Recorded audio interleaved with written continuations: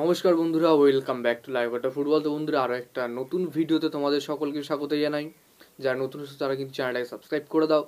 তো আজকে বিশেষ কিছু আপডেট তোমার সঙ্গে শেয়ার করার আছে, তোমরা ভিডিওটা একটা সেকেন্ডও স্কিপ না করে পড়ে দেখতে থাকো। দেখো, সবার প্রথমে যে খবরটা দিয়ে শুরু করি সেটা হচ্ছে, দেখো, জর্জ পেরেরা দিয়াস তিনি কিন্তু মুম্বাই সিটিতে খেলতেন এবং সেখান থেকে তিনি কিন্তু বেঙ্গালুরু এফসিতে সই করেছিলেন এবং ফের আবার তিনি কিন্তু বেঙ্গালুরু এফসি ছেড়ে তিনি কিন্তু মুম্বাই সিটি এফসিতে আবার সই করে দিয়েছেন। তো এই যে ডিলটা ডান করেছে মুম্বাই সিটি এফসি, তারা কিন্তু তাদের পুরনো প্লেয়ারকে আবার নিজেদের দলে ফিরিয়ে এনেছে এবং এই ডিসিশনটা তোমাদের কেমন লেগেছে বা এই ডিলটা তোমাদের কাছে কি মনে হয়েছে তোমরা কিন্তু অবশ্যই কমেন্ট বক্সে জানিয়ে দাও। কারণ আমার কাছে সত্যি কথা বলতে গেলে জর্জিয়া পেরেরা দিয়াস তিনি কিন্তু মুম্বাই সিটিতে ভালো খেলছিলেন এবং বেঙ্গালুরুতে গিয়ে কিন্তু তিনি কিন্তু অফ ফর্মে চলে গিয়েছিলেন। তো সত্যি কথা বলতে মুম্বাই সিটি এফসির যে প্লেয়িং স্টাইলটা বা প্লেয়িং যে মানে খেলার ধরনটা, সেটা কিন্তু জর্জিয়া পেরেরা দিয়াজের সাথে ভালোভাবে ম্যাচ খেলে গেছে, যার কারণে তিনি কিন্তু মুম্বাই সিটিতে ভালো খেলেন। তো তোমাদের কেমন লাগলো তোমরা কিন্তু অবশ্যই কমেন্টে জানিয়ে দিও। এরপরে তোমাদের আপডেট দেবো মোহনবাগানকে নিয়ে। তো মোহনবাগানকে নিয়ে সবথেকে বড় যে আপডেটটা দিচ্ছি সেটা দেখো, দিব্যেন্দু বিশ্বাস তাকে কিন্তু এই মুহূর্তে টার্গেট করছে কিন্তু এফসি গোয়া কিন্তু বড় সড়ো একটা ডিলের সাথে এই দিব্যেন্দুকে তাদের দলে নিতে চাইছে। তবে বর্তমানে মোহনবাগান তারা কিন্তু দিব্যেন্দুকে ছাড়তে চাইছে না এবং দিব্যেন্দুকে একটা মোটা টাকার লোভ দেখিয়েছে এই এফসি গোয়া।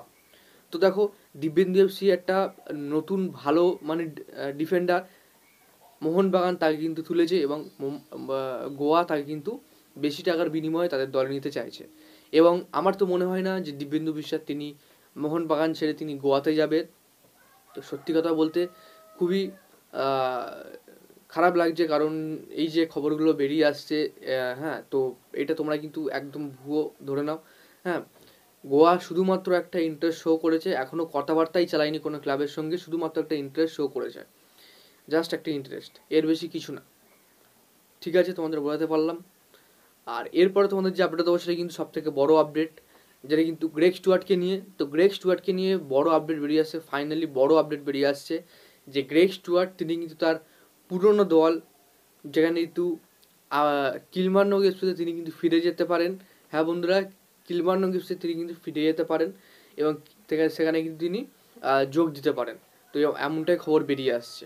তো এখনও পর্যন্ত খবর বেরিয়ে আসেনি তিনি কিন্তু ডিলটা ডান করে দিয়েছেন বা করেননি।